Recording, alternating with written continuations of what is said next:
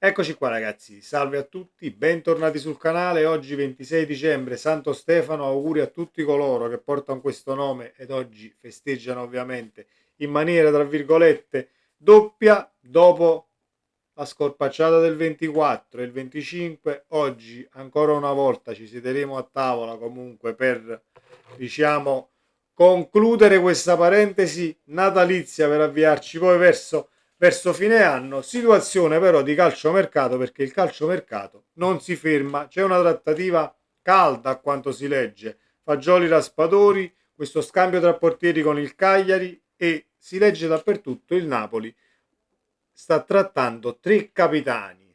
Due dei tre li abbiamo già trattati, c'è un terzo diciamo che deve essere considerato un attimo nella situazione di mercato. Andiamo a vedere cosa sta succedendo. Fatemi sapere la vostra qui sotto nei commenti, iscrivetevi al canale se passate per la prima volta, magari attivando la campanellina delle notifiche, così state aggiornati ogni qualvolta esce un nuovo contenuto. Situazione Raspadori, Fagioli e poi passiamo al resto.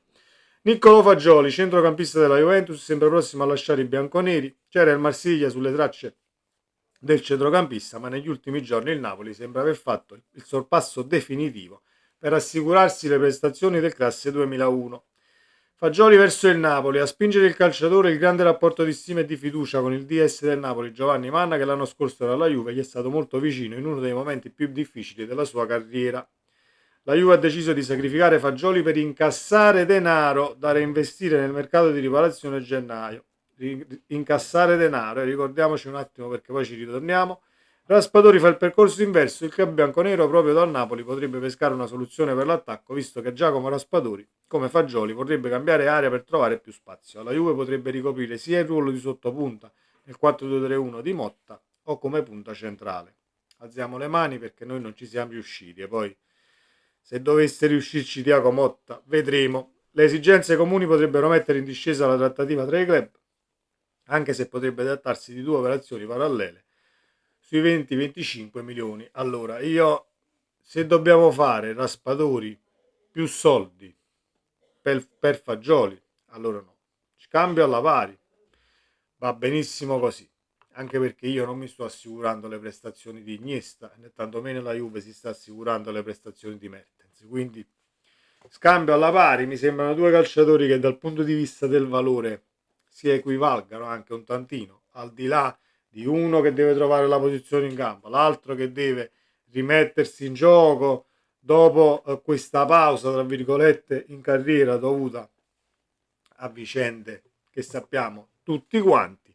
Dal punto di vista però tattico andiamo a guadagnare qualcosina noi per il semplice fatto che non hai più in panchina quell'esubero che non sai nemmeno dove piazzare in campo, perché le abbiamo provate tutte con Raspadori e non solo Conte, e nessuna ciambella ad oggi è riuscita con il buco. Porteresti a Napoli un centrocampista che però ha il tiro, vede la porta, verticalità, incontrismo, ha fatto un po' di tutto diciamo a inizio carriera fino ad oggi, e comunque a me non è che dispiace per quanto riguarda diciamo l'accrescere il valore della mediana del Napoli, considerando anche che avresti un Folorusso che dovrebbe partire e quindi ci sono altri esuberi da piazzare. Comunque situazione che piacerebbe secondo me dal punto di vista tattico ad Antonio Conte. Detto questo, Scuffè e Caprile,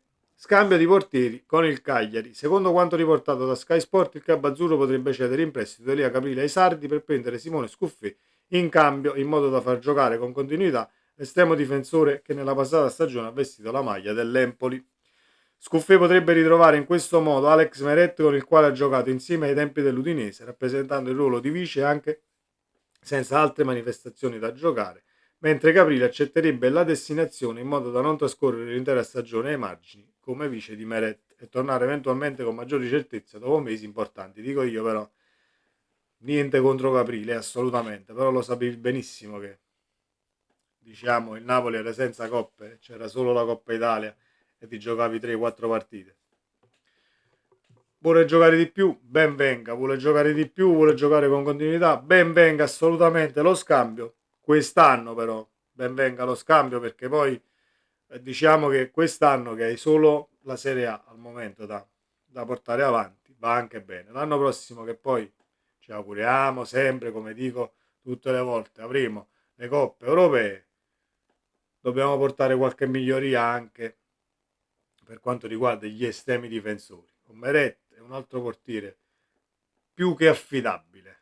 Non voglio dire che Caprile poi sia poco affidabile, però per quello che abbiamo visto, quel pochissimo che abbiamo visto, sicuramente con i piedi sarà anche più forte di Meret tra i pali, se la può cavare, però ci sono due calci di rigore solarissimi che tu hai letto proprio male in due partite, visto che non ne hai giocate tantissime, sono due errori che poi pesano abbastanza sul rendimento in base alle partite che ha giocato. Comunque io approvo lo scambio, così ritrova continuità a Caprile e magari te lo ritrovi a Napoli migliorato e hai risolto anche il problema tra i pali. Ne dubito, ma bene fare così. Tre capitani, Instant Team. Chiariello parla di acquisti da Instant Team per poi arrivare a giugno, diciamo, e fare il mercato che si deve al dettaglio. Invece si parla di Instant Team in questa situazione di gennaio e si legge dappertutto: il Napoli sta trattando tre capitani. Chi sono questi tre capitani? Ovviamente Danilo, Biraghi e c'è anche Pellegrini della Roma. Andiamo a vedere cosa sta succedendo. Gianluca Di Marzio, esperto di mercato Sky, attraverso il suo sito ufficiale ha messo in evidenza la possibile strategia di mercato del club azzurro in vista del mese di gennaio. Il Napoli ha cominciato a lavorare per rinforzare la rosa in vari ruoli. Il DS Man è già al lavoro da tempo. In arrivo Asa, e lo sappiamo, rinforzi in difesa a centrocampo. La letterina di Antonio Conte è dettagliata e tocca vari punti importanti. Su tutti un nuovo difensore centrale e un centrocampista con caratteristiche diverse da quelle dei giocatori in rosa. Per la difesa il primo nome è Danilo della Juventus, sempre guardando la Juve si ragiona sul profilo di Niccolò Fagioli al centrocampo, mentre un'altra opzione potrebbe essere Lorenzo Pellegrini della Roma. Il Napoli probabilmente lavorerà anche sulla fascia sinistra. Se dovesse uscire Spinazzola arriverà un colpo in entrata, con Biraghi già allenato da Conte come prima ipotesi. Sappiamo però che la situazione Biraghi-Spinazzola è nelle mani del calciatore che adesso è a Napoli, perché abbiamo letto le ultime. Spinazzola, se non trova un progetto dove è titolare ed ha continuità per quanto riguarda lo scendere in campo, non si muoverà da Napoli, e quindi se non parte Spinazzola certamente non arriva Biraghi. Ma volevo soffermarmi, visto che Fagioli l'abbiamo trattato, di Danilo ne stiamo parlando già da un bel po', volevo soffermarmi sulla situazione Lorenzo Pellegrini, che in Italia si fa, secondo me, l'errore di non aspettarsi troppo da un calciatore, ma pomparlo troppo. Pomparlo troppo, perché si parla di un capitano, si parla di un grande calciatore, comunque Pellegrini, calciatore di tutto rispetto. A me, sarò io, poi mi fate sapere voi nella sezione commenti qui sotto, sarò io, ma a me non piace per niente. Visto con la nazionale, visto nella Roma, assolutamente per niente. Poi può darsi che io mi sbagli, però quando guardo le partite comunque c'è sempre quella situazione, soprattutto quando vedo le partite della Roma, c'è stata sempre quella situazione dove ho detto porca miseria, ma Pellegrini né carne né pesce, quei calciatori che proprio dici vabbè, stai in campo, ma il capitano della Roma, ma veramente stiamo facendo?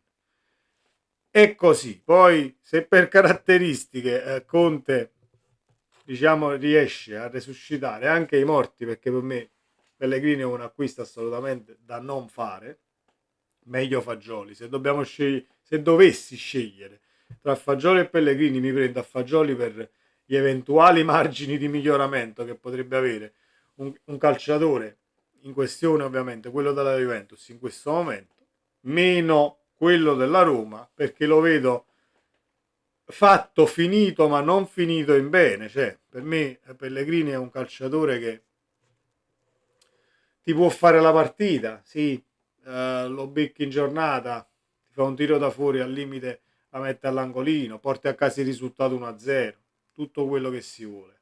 Però se cerchiamo un calciatore con continuità di prestazioni, allora non è Lorenzo Pellegrini della Roma. Per quanto mi riguarda, si può puntare a tanti altri profili. Vedremo e seguiremo la situazione Ismaili, perché il Napoli comunque è sul difensore dell'Empoli tuttora. Molto probabilmente però l'Empoli avrà fatto muro per quanto riguarda questo campionato e quindi può darsi che sia una situazione che si ripresenti, al limite lo porti a casa nella finestra di mercato di giugno, anche perché l'abbiamo visto ultimamente a Ismaili, è il miglior difensore dell'Empoli, il capitano in questo caso ovviamente della squadra toscana, e quindi molto probabilmente l'Empoli avrà detto sì, te lo do, ma a giugno. Poi se il Napoli sarà insistente sul mercato e riuscirà a portare a casa il difensore più un altro già nella sessione di gennaio, ben venga, alziamo le mani e faremo gli applausi alla società per l'operato. Detto questo, lasciamo stare questi capitani, o meglio, Danilo andrebbe anche bene e ne abbiamo già parlato. Biraghi, se esce Spinazzola entra Biraghi, ma questa è la mia reazione. Pellegrini assolutamente no. Vi aspetto nella sezione commenti qui sotto, mi fate sapere la vostra, come abbiamo sempre fatto. Rinnovo gli auguri a tutti coloro che si chiamano Stefano e ovviamente buona continuazione a tavola, per poi prenderci un paio di giorni di pausa ed arrivare, diciamo, molto lucidi e in condizione al cenone del 31. Sempre Forza Napoli, ci vediamo nel prossimo video. Ciao.